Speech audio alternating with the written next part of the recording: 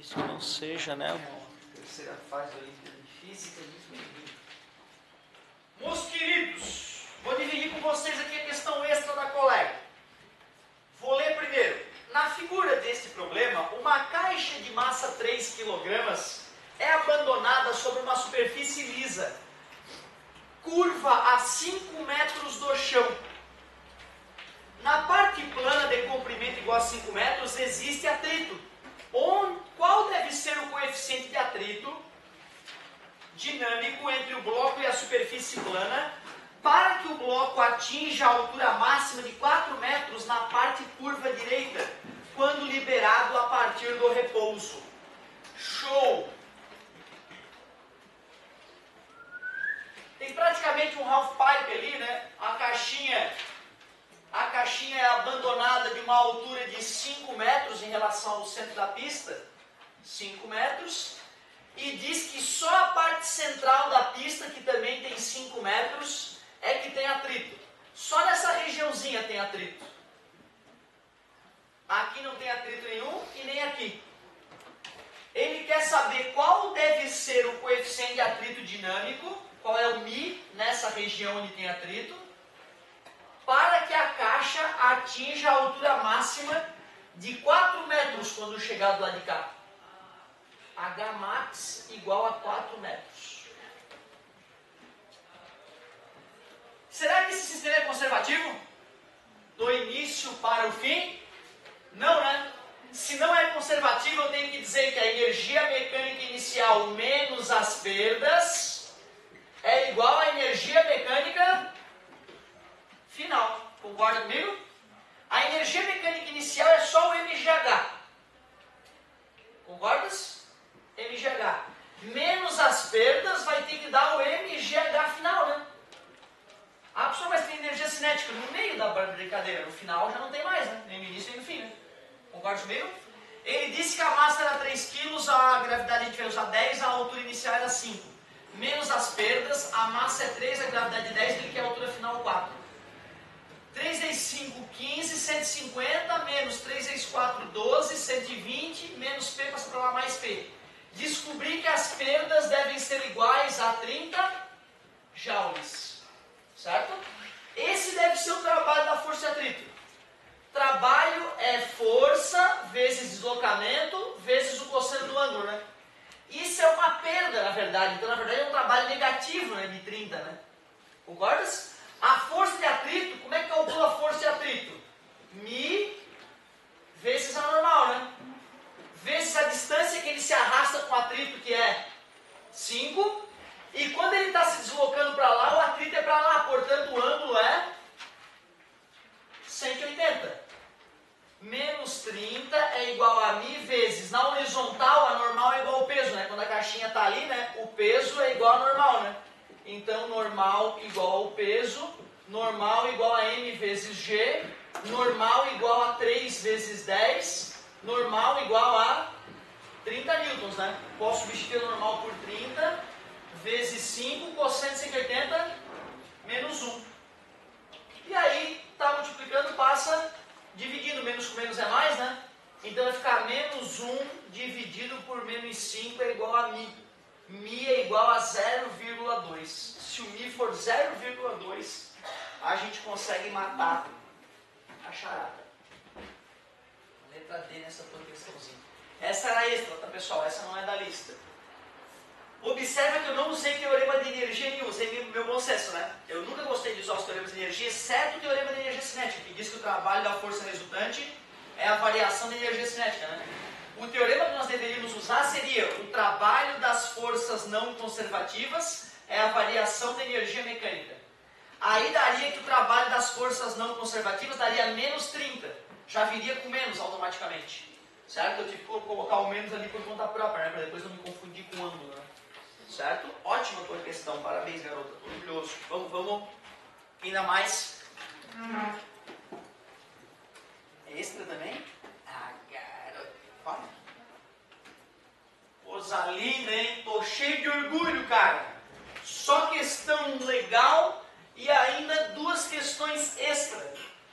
10ª 11ª lista, tem colega que arruma tempo de fazer coisa a mais. É brincadeira.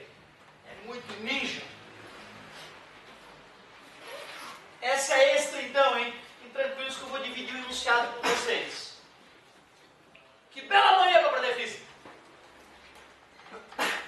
FATEC. Uma placa retangular de madeira tem dimensões 40 por 25 centímetros. Através de um fio que passa pelo baricentro, ela é presa ao teto de uma sala, permanecendo horizontal a 2 metros do assoalho e a 1 metro do teto. Bem junto ao fio no teto, há uma lâmpada cujo filamento tem dimensões desprezíveis. A área da sombra projetada pela placa no assoalho vale. Que legal! Então tu vê, tem uma placa de madeira presa no teto. Essa placa de madeira tem 40 centímetros por 25 centímetros. Bem junto ao teto, né? Então tu vê, essa é a placa de madeira.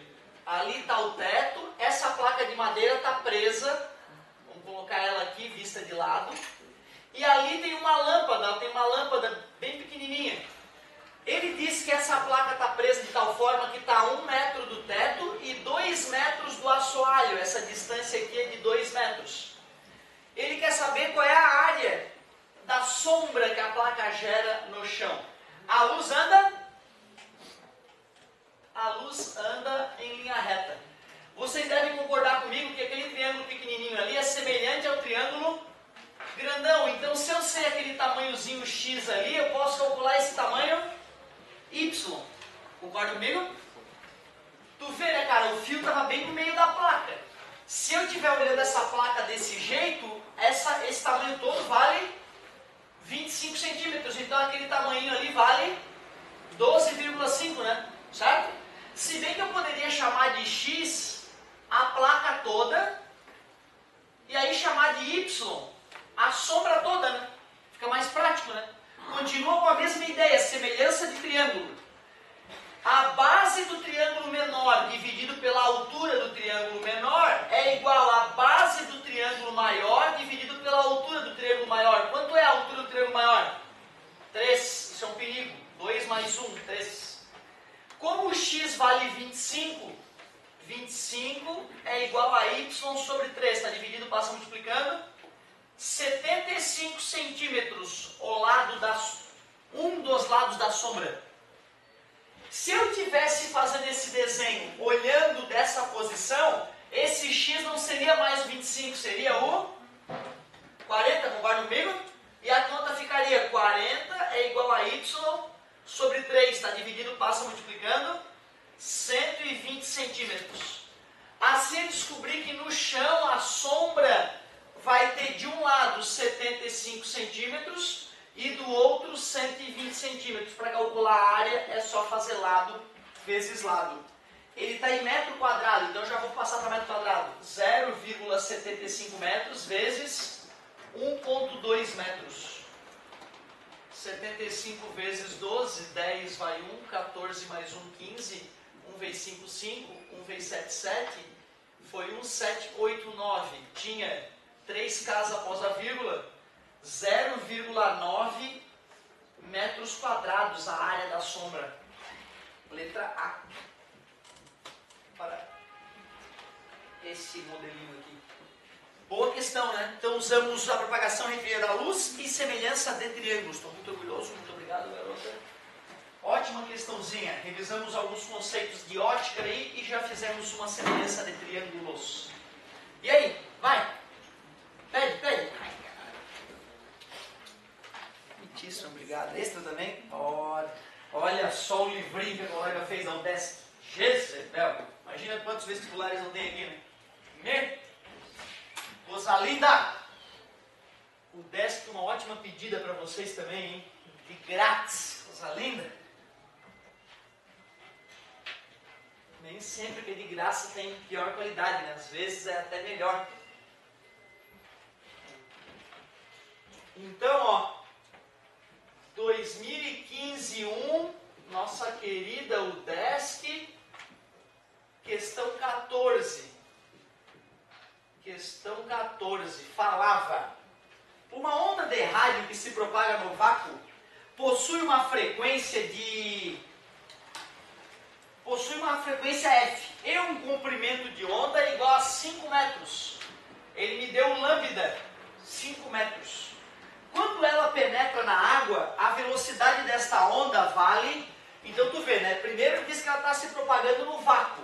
Eu sei que a velocidade das ondas eletromagnéticas no vácuo é 3 vezes 10 a 8 metros por segundo. E ele falou que ela tem uma frequência F. Isso era no vácuo. Eu é que tive que escrever isso, ele não escreveu, deveria estar no formulário, esse dado. Quando ela penetra na água, aí essa onda penetrou na água, sem problema. A velocidade dela vai para 2,1 vezes 10 a 8 metros por segundo. A frequência e o comprimento de onda valem respectivamente, a frequência e o lambda valem. Ótima questão. Não esqueçam, galera, a característica de uma onda que a caracteriza é a frequência. Uma onda nasce com uma frequência, vai morrer com aquela frequência. Portanto, eu posso usar a equação fundamental das ondas, veja o que uma lambda faz, e achar a frequência. A velocidade é o 3 vezes 10 na 8. O lambda é 5. Vou achar a frequência. Está multiplicando, passa dividindo.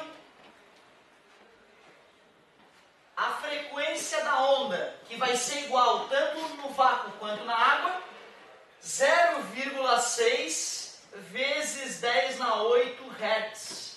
Ou 6 vezes 10 na 7 Hz. Esta é a frequência da onda. Ficamos entre D e C. E agora vamos achar o comprimento de onda. Vamos fazer o V igual a lambda vezes F, de novo, só que agora na água. A velocidade da água, 2,1 vezes 10 na 8.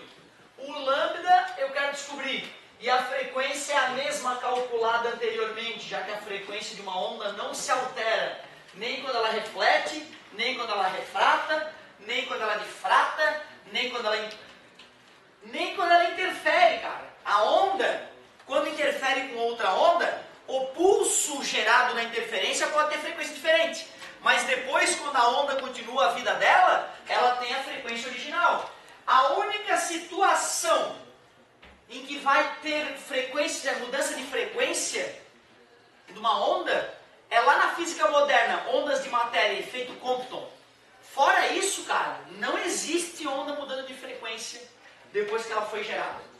Certo? Eu posso mudar a frequência de geração da onda, mexendo no meu aparelho que está gerando a onda. Agora a onda foi gerada com uma certa frequência, vai morrer com a mesma frequência. 2,1 dividido para 6, 21 dividido para 6, eu dividiria por 3 em cima e embaixo, né? Daria 0,7 dividido para 2, que dá 0,35. 0,35. 10 na 8 dividido por 10 na 7 dá 10. Lambda igual 3,5 metros. Então 6 vezes 10 na 7 Hz e 3,5 metros para esta prova que eu estou aqui na mão. Item letra C. Letra C. Ótima pedida, parabéns, garota. Ótima maneira da gente revisar. Muito bem, parabéns pela iniciativa. E aí, galerinha, vamos lá, vamos aproveitar esses minutinhos finais. Coisa linda. Vamos? Outra questãozinha extra. Outra questãozinha extra. A figura representa uma associação de resistores, onde R1 é 3 ohms, R2 4 ohms, R3 10 ohms e R4 5 ohms, R5 6 ohms. Os terminais A e F são conectados aos polos de uma bateria de 12 volts e após um tempo suficientemente para atingir o estado estacionário, analisa afirmações e assinale a alternativa correta. Vamos ao circuito.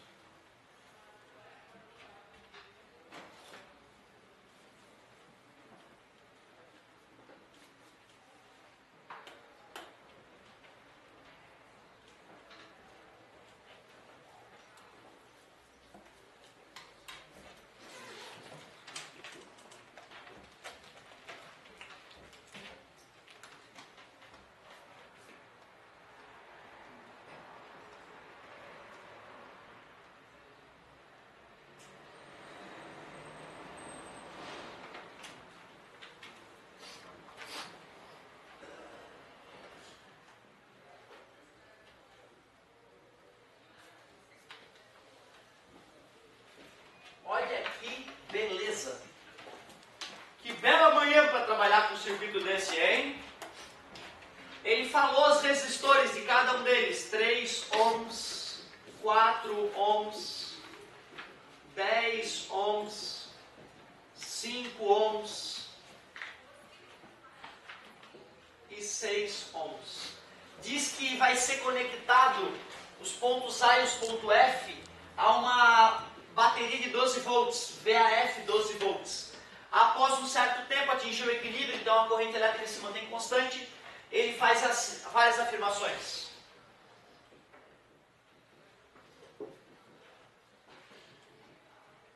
Cinco afirmações. Primeira afirmação.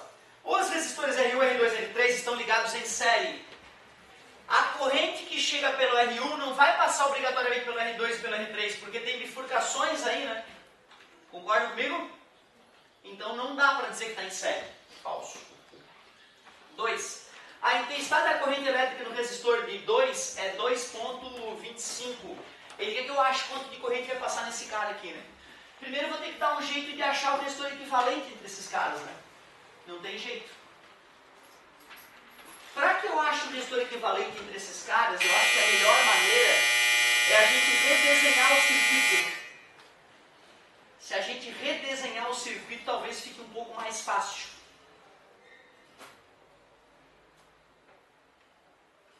Eu poderia pegar o ponto A, pegar o ponto F e reescrever o circuito. Lembrando que o ponto A é igual ao ponto B, né? Concordas? É uma coisa só. E que o ponto F é igual ao ponto E. É uma coisa só. Do ponto B saem dois resistores. Certo? Saem dois resistores, o R1 e o R5. O R1 vai para o ponto C. O R5 vai para o ponto D. O R1 vai para o ponto C. O R5 vai para o ponto D. Desse ponto C saem outros dois resistores. Um é o R4, que já vai direto para o ponto E. Do ponto C sai um resistor, que é o R2, que vai para o ponto D. Seria isso aqui, né? Esse seria o R2, né? Desse ponto D, sai um outro resistor que é o R3 e que vai para o ponto E. Esse é o R3. E faltou desenhar alguém? Não, né? Não faltou desenhar ninguém. Cara, isso aí me lembra muito uma ponte do Wheatstone. Porque tu vê, né? Ponte do Wheatstone é aquela situação clássica assim, ó. A gente redesenha assim, geralmente, né? Aquele galvanômetro, né? Aí tem aqui R1, R2, R3 e R4, né? A gente diz que a ponte de Wheatstone está em equilíbrio quando não passa corrente nenhuma no galvanômetro. Para que isso ocorra, esse vezes esse tem que ser igual a esse vezes esse. Se acontecer essa coincidência de esse vezes esse ser igual a esse vezes esse, é uma ponte de Wheatstone, dá para ignorar o resistor do meio. Certo? Aí vai ficar tudo ridículo. Se não, eu vou ter que fazer pelas regrinhas de Kiki, as regras de Kirchhoff. Nós já estudamos esse ano as regras de Kirchhoff. Aí nós vamos ter que dar uma seguradinha. Na próxima aula eu falo das regrinhas do Kiki e nós matamos. Vamos ver. O R5 vale 6 e o R4 vale 5, né? E 5 vezes 6 dá 30. O R3 vale 10 e o R1 vale 10 vezes 3 dá 30. E é uma ponte de Wheatstone em equilíbrio. Esse resistor não vai ter corrente nenhuma passando por ele. É como se ele não existisse. Logo, o R5 e o R3 vão estar em série. E o R1 e o R4 vão estar em série. Concordas? R5 mais R3 vai dar R5 mais R3 16, né? Enquanto lá embaixo R1 com R4 vai dar 8. Isso conectado na DDP de 12, certo? Eu posso colocar 2 e 16 aqui no lugar do de 8, dá 3 e 16. Então eu sei que o resistor equivalente é 16 terços de ohm. Dá para fazer agora o URI, né? Concorda comigo? U é é 12, o R é 16 terços, eu calculo o I. O I vai ser 36 16avos, né? Certo? 18, 9, 4,5, 2,25 ampere. 2,25 ampere. Ele dizia que a intensidade da corrente em L2 é 2,25. Mentira, é zero, porque não passa nada por ele. Certo? Os resistores R4 e R5 estão ligados em paralelo. R4 e R5, eles não têm a mesma tensão para estar ligado em paralelo. A diferença de potencial entre os pontos C e D é nula. É verdade, o V aqui é zero. E o resistor equivalente à associação é 5,33. 15 dividido por 5 dá 5,33, verdade. Então só a 4 e a 5 eram verdadeiras. Ou 1, 2 e 3 eram falsas, letra C. Ouro, tu deu trabalho, hein? Orgulhoso, orgulhoso. Parabéns, garota. Ninja. Cara, imagina se não tivesse equilíbrio essa ponte de Wheatstone, só pelas regrinhas do Kiki para resolver as leis de Kirchhoff. Aí fica para a próxima. Valeu!